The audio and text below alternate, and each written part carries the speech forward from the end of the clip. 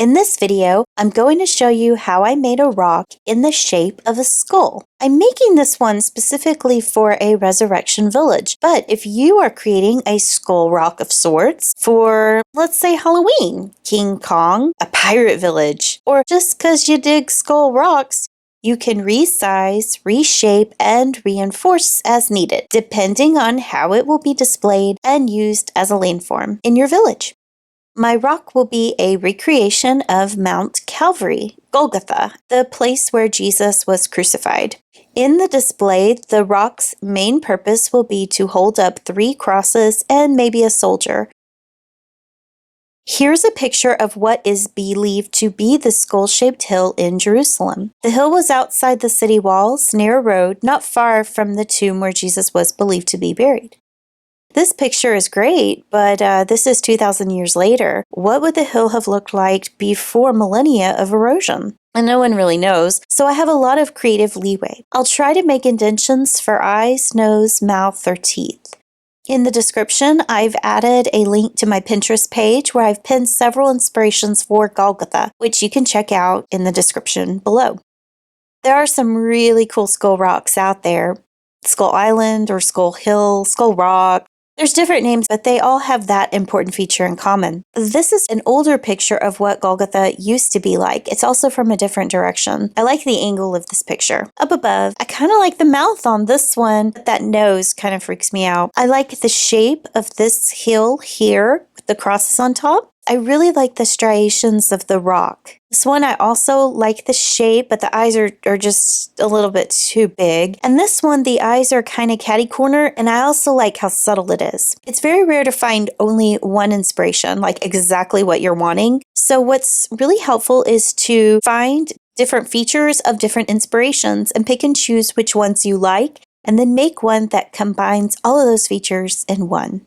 The size will be determined by my resurrection display figurines and other features that will be near Golgotha. So I'm starting here by sketching out what this hill should look like from the side, the height of the hill. Next, this is going to be how wide the hill is going to be. I'm going to try to make it a little bit narrow so it doesn't take up that much space in the village. It's always a challenge, easier said than done, but we can do it. Next, create a form. This will be something sturdy that will hold the plaster's shape while it dries. Plaster is really heavy, especially when it's wet, so you need something underneath the plaster so that it just doesn't sink down into your template. Basically, it's anything shapeable or sturdy that you don't mind potentially ruining. A newspaper, foil, old Tupperware, old clothes, my favorite choice, bubble wrap, and painter's tape. Notice how when I'm setting up my form, I'm putting half of the sticky side of the painter's tape on the bottom and the other half of the tape on the side, towards the inside. You'll see why I'm doing this later. This is probably one of the hardest parts of the whole process. It's just getting the tape to do what you want it to do. This is a method I developed after working with plaster so much. Here I'm just folding the bubble wrap, laying it down, and taping over it so that I can get a pretty good shape. You always want to work from the middle and work your way out. At some point during this process, I realized my Golgotha rock was too high, so I shrunk it down a little bit. It's totally cool to improvise as you go along. As I'm shaping the form, I'm constantly comparing it to my templates and adjusting as needed. Note that the form should be slightly smaller than your template to accommodate a 1/2 inch plaster coat, at least. Next step is making plaster sheets that will go over your form and kind of have a protective seal. This is what your molding plaster will stick on whenever you're creating your rock.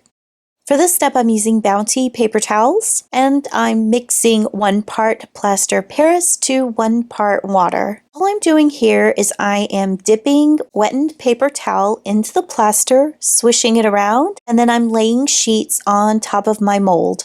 I'm not pressing down. All I'm doing is covering up the bubble wrap and the tape. When this dries, it'll have a nice coat of plaster. Plaster is always messy, so that's why I'm doing this outside. And here I'm creating a small pathway up the hill. Legend has it that it's called Via della Rosa. And here I'm just folding the paper towels and this will be my platform. I'm just trying to get it as flat as possible. And here I'm just making some indentations on where I think the eyes and nose will go. Not quite sure yet, but it's good just to have an idea of where they're going to go. So I'm going to let this protective shell dry for just a few hours. I still want it damp, but I want it hard enough so that it can take some plaster on top.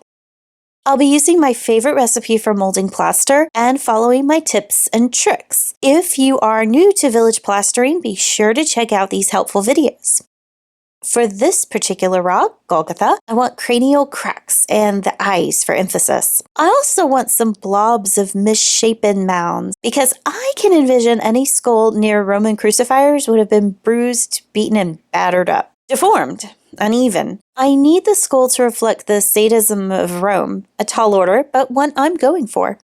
I don't want to draw attention away from the activity on top, so I want the skull to be visible, but a little subtle, like spooky when you notice it's subtle. I have about 20 minutes to work with the plaster before it starts drying and hardening, so I can take my time with the details that really matter, and things like the sides and the staircase, I'll only work on them if time allows. I'm more so focused on the face. My best advice if you're new to this, plaster is cheap. So if yours looks to you like a brain dump rather than a skull rock, you can always break it down into something else. Plaster over it, keep creating until you get a skull rock that meets your needs. And you'll notice that I'm collecting little bits of plaster as I go along. Never throw your plaster away. You may need them at the end of the project. And there is my skull from a really bad angle, but you can see the eyes, the nose, and the teeth. So I let the plaster dry for about 8 hours. It still felt damp. This is a good time to go ahead and take out the inner form, and that'll help the plaster dry from the inside out. This is why I prefer using bubble wrap and painter's tape. This is a good opportunity to go ahead and trim up the bottoms and the sides. So I'm just tearing off what paper towel was left over, and then I'm tearing off the template paper underneath, and I'm just running my finger along the side. All right, now comes one of my favorite parts. This is where I'm painting over the plaster. Plaster is totally dry. The color of the hill. Jerusalem rock and skull bones are a dull off-white color, but my Golgotha is a place of torture and death. So I am going to deviate a little bit and color it dark brown with a little hint of gray. And I'm not pressing down into the plaster. I'm just letting the paint run down the side.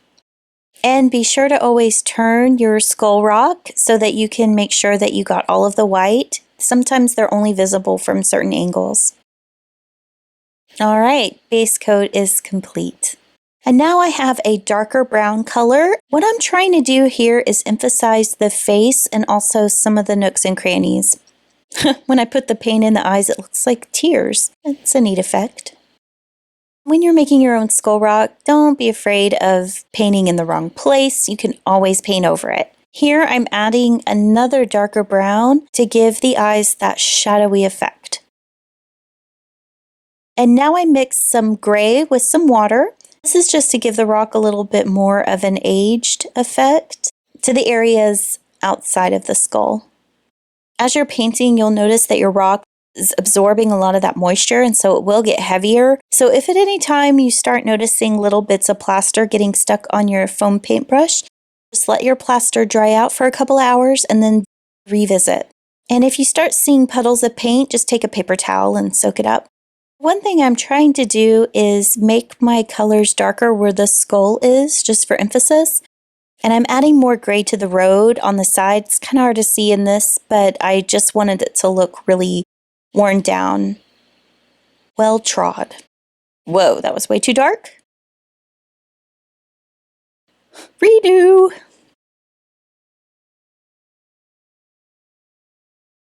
I really do like the gray. That was a good choice. So here is the finished product. It's still a little bit damp, so I'm going to let it dry for a full 24 hours. I'm going to go back in with a small paintbrush and do some detailing. Maybe draw in some cracks, make sure that I've covered up all of the white areas, and I'm also going to go back to all of those bits of leftover plaster. I'm going to paint them up. These I'll sprinkle on the top so that it all looks like it's one mound of rock. And there's Ash. He was very interested in Golgotha. Keep in mind that you can make your skull rock totally unique to you. Different colors, sizes, shape. Just have fun with it. Always feel free to post pictures on Facebook, Instagram, or on my blog. Happy villaging!